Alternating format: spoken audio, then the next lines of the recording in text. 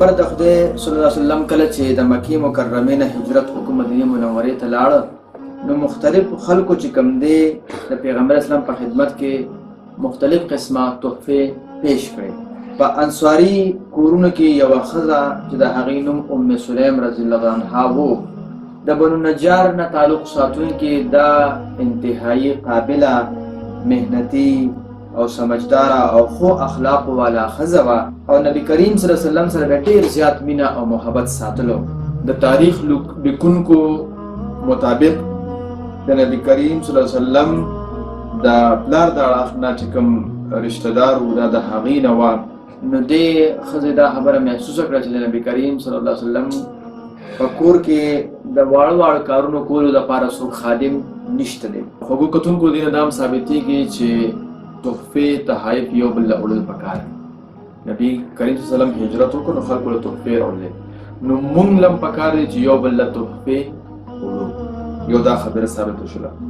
دویم دا خبره ثابته شوله چې د پیغمبر علیه السلام د خدمت دپاره یو زنانه خپل بچوړي پیش کړ چې دی به ستاسو خدمت کوي، نو دا هم د یو ګفټ په طور باندې هغې پیش کړي، یعنې تحفې په طور پیش کړو. تاسو ته معلومه ده چې د پیغمبر اسلام نارینه اولاد نه و، یعنې هغه ژوندی نه و پاتې شوی. نبی کریم صلی الله علیه وسلم درې زامن چې کوم دی په ورکوټوالي کې وفات شوي وو. نو سیده ام سلیم رضی الله تعالی عنها د نبی کریم صلی الله علیه و آله وسلم په خدمت کې حاضره شوه او خپل 10 کالو زوی هم ځان سره بوتلو او عرض یې وکړ چې زما دا وړوکی بچی دی د 10 کالو دا د خادم په طور باندې تاسو قبول کړئ، دا ستاسو د عام دروازې څه کارونه هغه به کوي. واه واه سیده ام سلیم رضی الله عنها د خوش قسمتۍ به څه وی چې نبی کریم صلی الله علیه وسلم حضرت انس بن مالک رضی الله تعالی عنه په خپل خدمت لپاره قبول کړ، او انس رضی الله عنه د خادم رسول صلی الله علیه وسلم په لقب باندې مشهور شو. دا د پیغمبر اسلام واړه واړه کارونه به کول، پیغمبر اسلام به چې څوک راغوښتل یا څه به پیغام ورکو نو وړوکي انس ته به دا کار په حواله کړي چې لاړ شي هغه ته ووایي چې راشي یا پیغام به ورکو. چې نبی کریم صلی الله علیه وسلم د ټولو خلکو کې بهترین اخلاق والا، چا سره چې څوک پاتې شي بیا هغه د اخلاقو پته لګي. موږ خو بهر خلکو ته ډېر ښه ښکارو که نه، ډېر خوش اخلاقه ښکارو، خو چې زموږ د کور نه تپوس وکړې نو هله به زموږ د اخلاقو پته لګي، لکه زموږ د ښځې نه، زموږ د بچو نه، زموږ د رشته دارو نه چې زموږ څنګه اخلاق دي بیا سړي پته لګي. زموږ بار خو هر سړی زموږ صفت کوي ماشاءالله ماشاءالله. نو دا انس رضی الله عنه پیغمبر اسلام د خادم په طور باندې ورسره پاتې شو چې هغه دا ګوی ورکوي چې د پیغمبر اسلام ډېر ښایسته اخلاق دي. نو مطلب دا دی چې د کور کس چې ستا د اخلاقو په باره کې ښه رای قایموي، نو مطلب دا چې د انسان اخلاق واقعي چې اعلی اخلاق به وي. انس فرمایي چې یو ځل پیغمبر علیه السلام زه څه کار پسې لګم، دا خو ډېر وړوکی و، د 10 کالو ماشوم و، 10 کالو ماشوم خو ډېر وړوکی وي. وایي ما ورته وویل چې په خدای مې د قسم زاړو زمانه وایي زه د کور نه ووتم چې بهر بازار کې مو ته ماشومان لوبې کولې، دیم ماشوم د 10 کالو ماشوم وي. نبی کریم صلی الله علیه وسلم لږ ساعت پس راغی او چې زه ولیدم چې هغه خلکو سره ولاړ یم،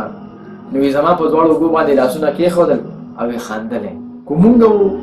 نو موږ به څه بدرت به ته وې، څومره به ورته غوسه وو چې ته موږ سره لېږلی وو، دا ته څه کوې؟ خو پیغمبر اسلام ورته غوسه نه شو،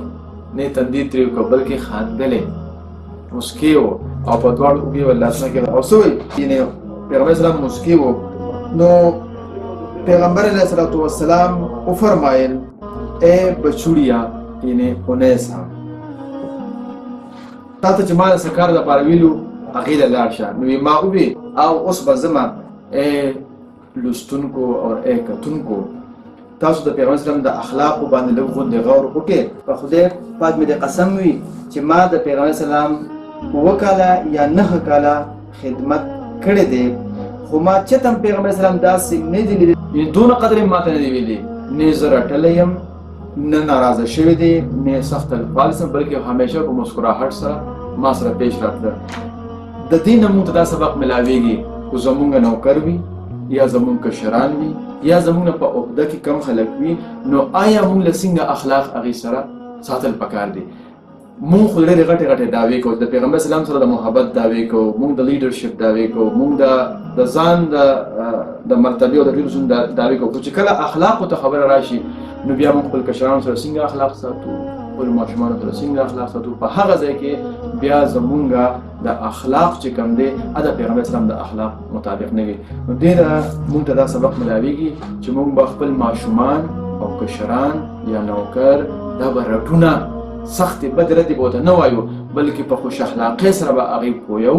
او په خنده پیشانۍ سره به چې کوم دی نو هغې ته څه کوم هدایت وي یا کوم څه نه ورکړو.